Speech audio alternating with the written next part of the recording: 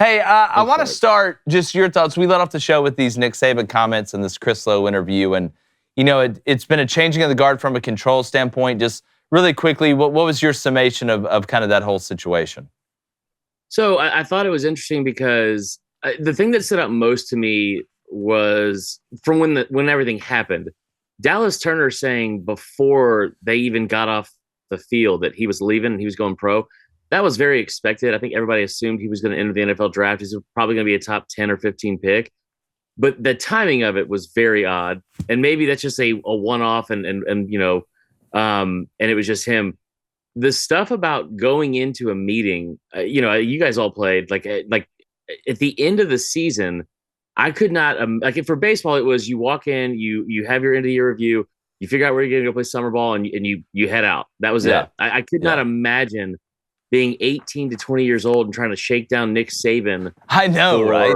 Six-figure salary or playing time, either or, sometimes both for this. In this case, I thought it was I hated to hear it, but I think it's also just kind of where all this is, and it also came off as I'm sure this is happening everywhere at almost 95% of places in college football right now, right?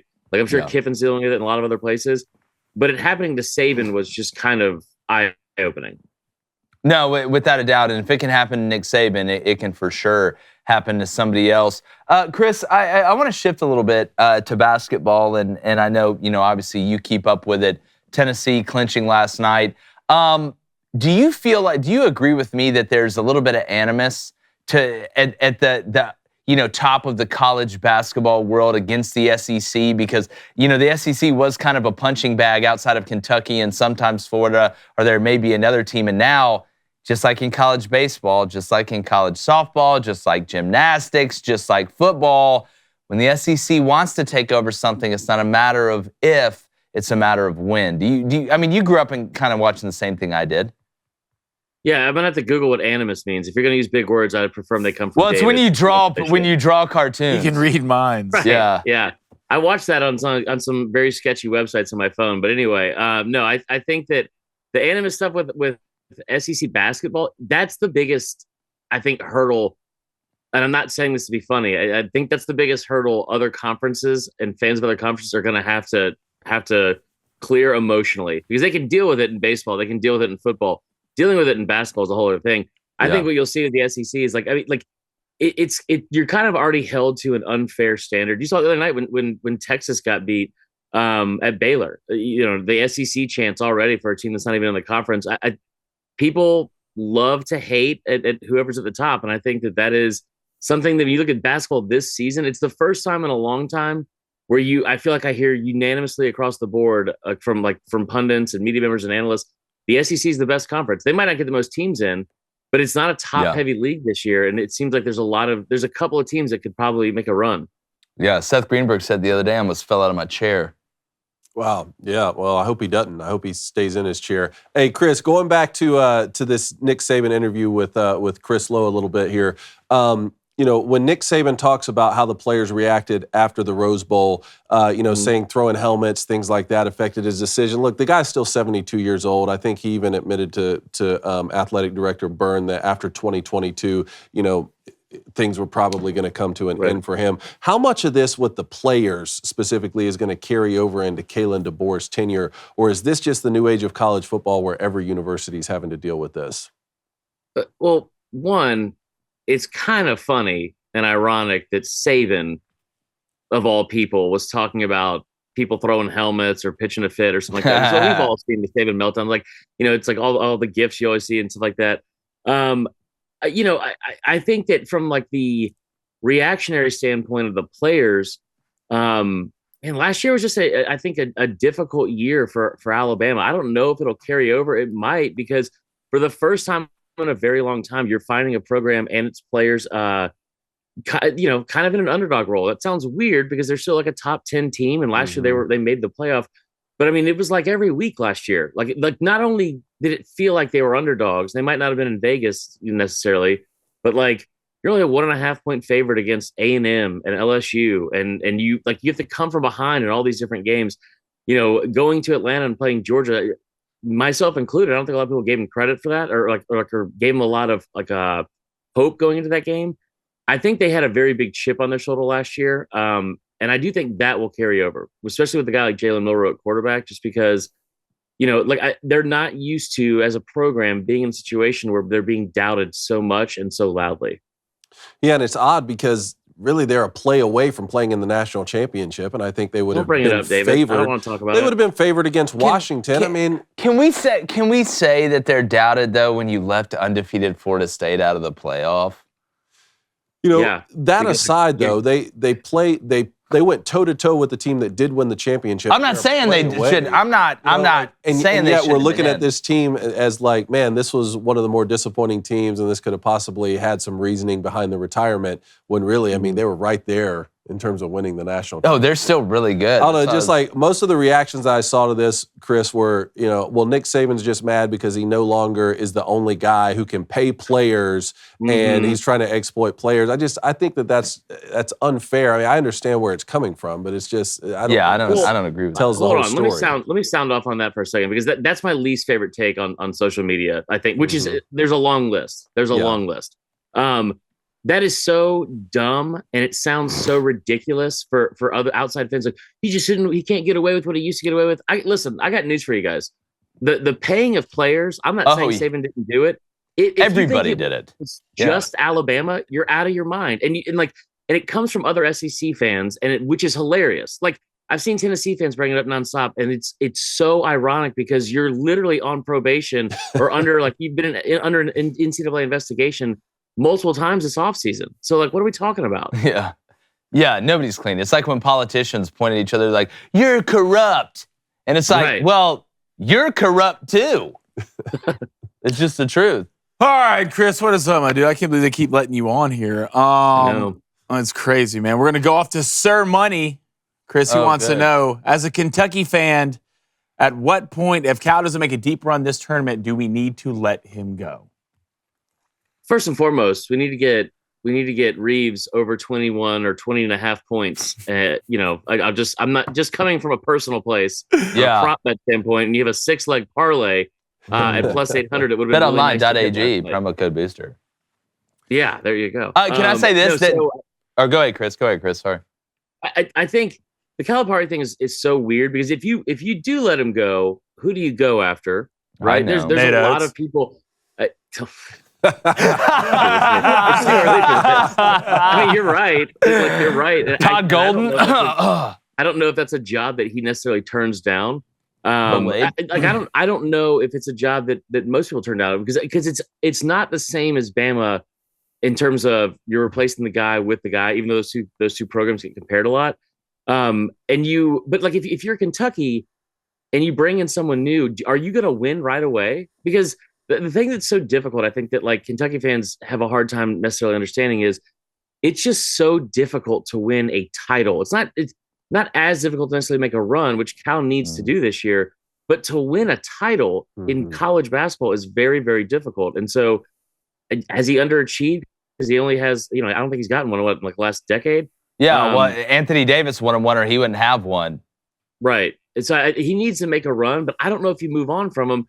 I think I tell you this, he's got a ton of talent on this team right now. I don't know if he holds on to it after the season regardless. If he doesn't make a run into like past the Sweet 16, then next year is a hot seat year. And I think you put some ultimatums out there. Well, I will say, I believe this year, 24 going into 25, while he does have a lifetime contract, there is a clause in there that says he can get put in like an administrative role as opposed to being fired. Really? It opens up after this season. Here's my thing on the Kentucky-Alabama situation. You know what it would be like for Nate Oates to leave Alabama basketball to go to Kentucky basketball? It'd be a lot like Kalen DeBoer leaving Washington football to go to Alabama football. Because, it's a great place where you're at, but it's not one of the blue blood meccas in the sport. One of the very, the tippity top, and Alabama still is that. But my whole thing with Cal is the common denominators, you always have talent. Kentucky recruits itself. It's like putting Brian Kelly at LSU. You don't have to be the Wolf of Wall Street to get great players in there. You just can't go in there and screw it up after they put it on a platter for you. Yeah. So I think Cal's done less with more than Charmin Ultra, but that's just my opinion. I like the guy. I don't hate the guy like some of these other people, but he just hadn't gotten it done with. Look at who they got. Dillingham coming off the bench. Seemed like the fourth player taken. overall. I mean, they got more talent than a Louisiana Saturday night. Love that. All right, let's go to Connor Montgomery, hashtag Ask Chris. And that's you, Chris. Do you think DeBoer will be able to handle the pressure at Alabama? Will it take a legitimate CFP run for Bama fans to even have faith in him? So I think that Bama fans do have faith in him. Now, I don't know what that, as of right now. Anybody we haven't played a game yet.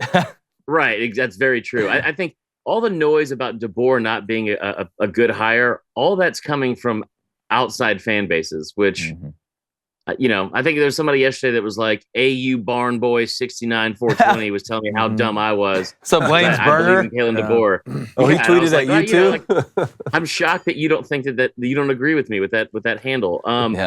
I don't know if he needs to make a CFP run, but here's the thing. If you don't make it this year, I think it's understandable because it's your first year. You're transitioning in with like all the talent that left and having to replace Saban.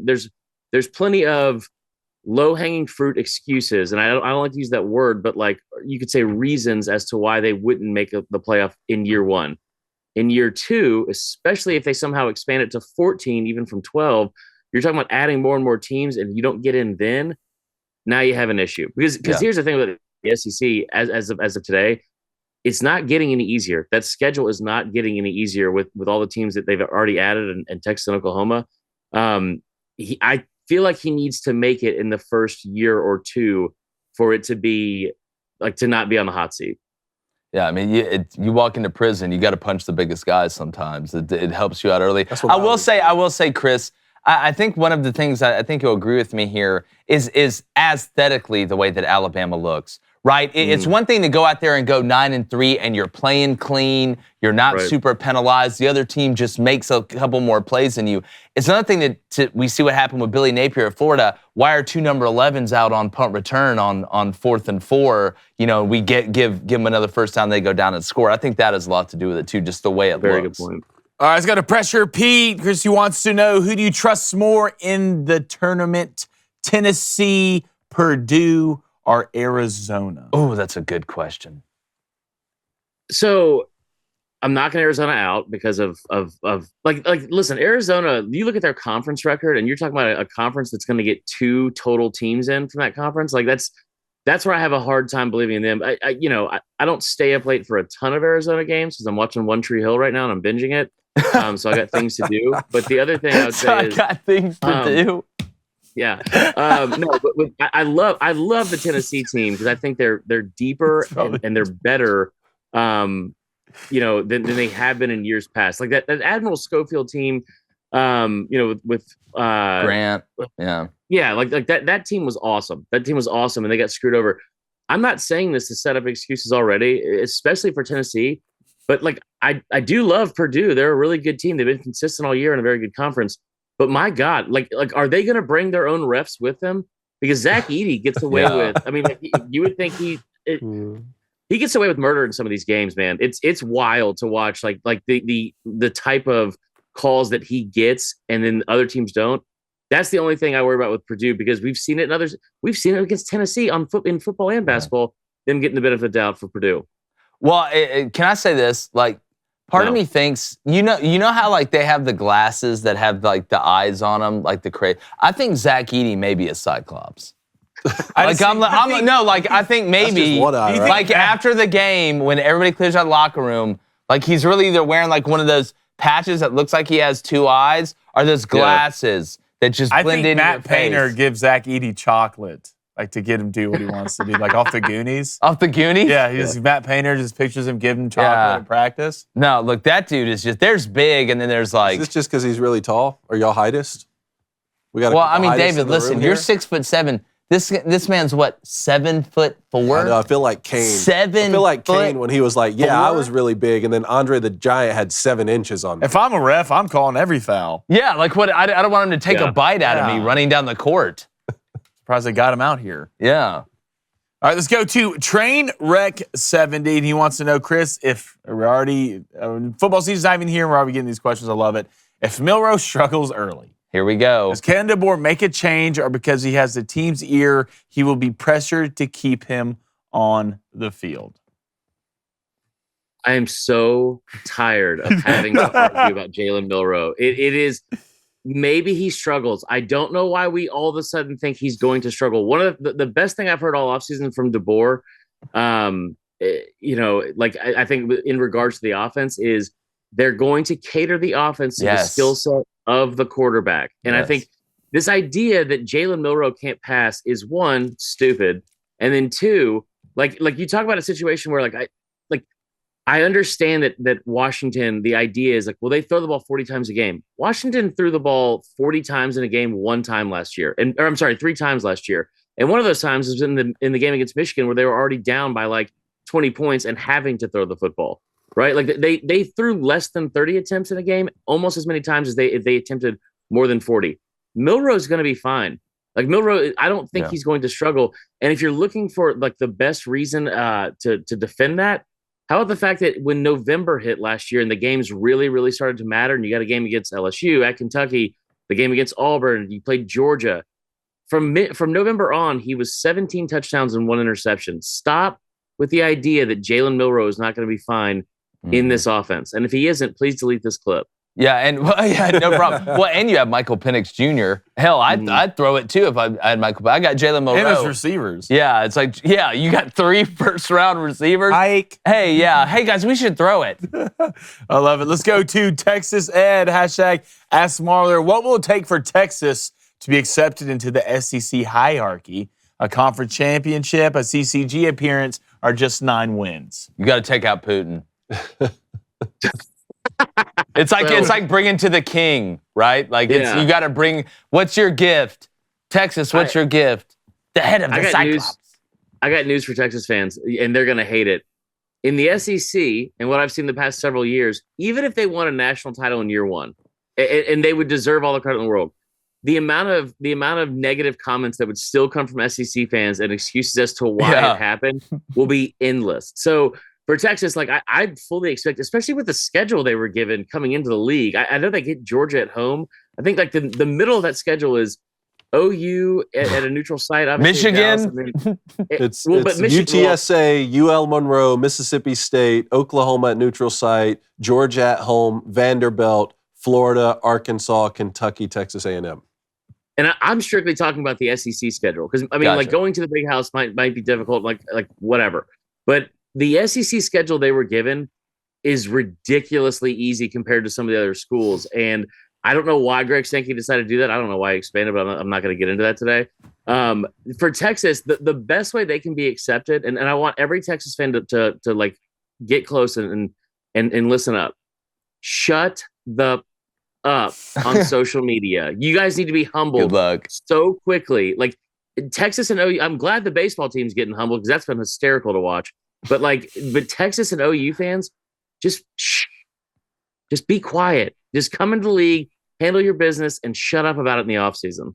Yeah, well, you knew the minute they beat Bama last year at Bama, the knives were out. And look, I think Greg Sankey they got that schedule because look, you want them to come in and make a good first impression, right? You're part of the group now. He wants Texas, of course. I mean, I think when you're overlooking it, Texas comes in. They do a good job. They can compete. Looks like a great ad. Everybody in Texas is fired up. I think there's a lot of financial benefit to Texas doing well. But we'll wait till prediction season. But I'm not sold on Texas just running through the SEC easily. But I am sold on Chris Marler and his new show. Chris, tell everybody where they can find your new stuff. We had somebody ask about it under our show tweet today. Yeah. And it's always good to have you, my friend. And I know you love it more when I'm on, when you're on, when we're on together.